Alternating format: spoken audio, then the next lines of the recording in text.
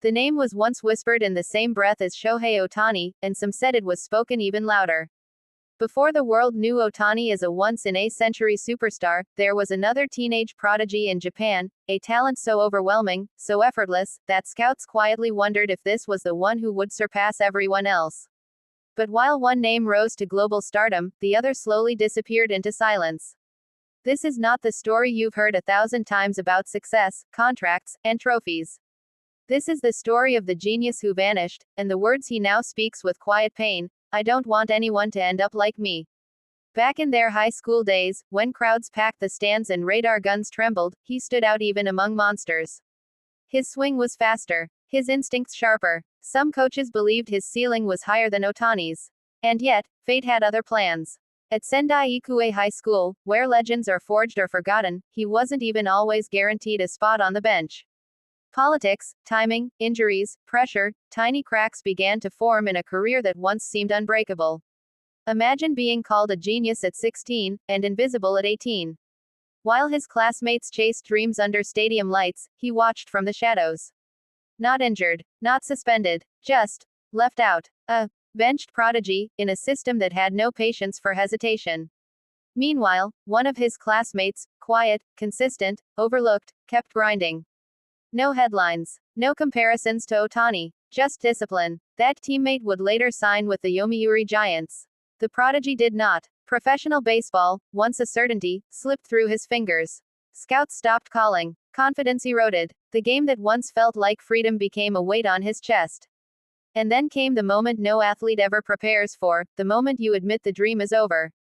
He quit baseball, not with a press conference, not with applause, but alone, wondering how something that defined his entire identity could disappear so quickly. Years passed. Ohtani became a global icon. MVP chants echoed across oceans.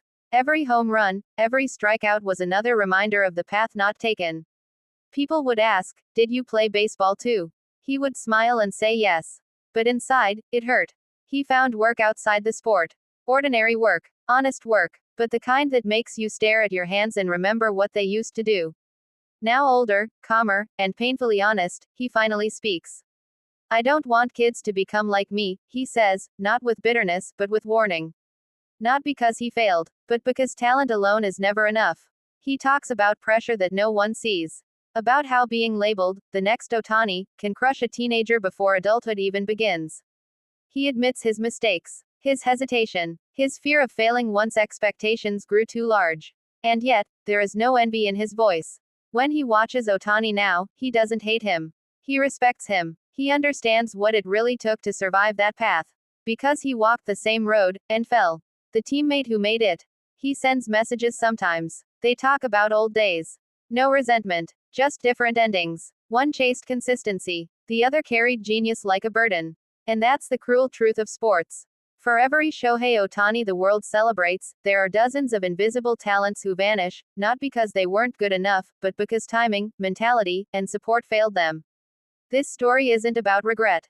It's about reality. It's about reminding young athletes that dreams need more than skill. They need resilience, patience, and sometimes, the courage to keep going when the spotlight fades. The genius who surpassed Ohtani didn't disappear because he was weak. He disappeared because the margin between legend and silence is thinner than anyone wants to admit. And now, standing far from the diamond, he leaves us with words that echo louder than any highlight reel. Chase your dream, but don't let it destroy you. Sometimes, the most powerful lessons in sports don't come from champions. They come from the ones who almost were.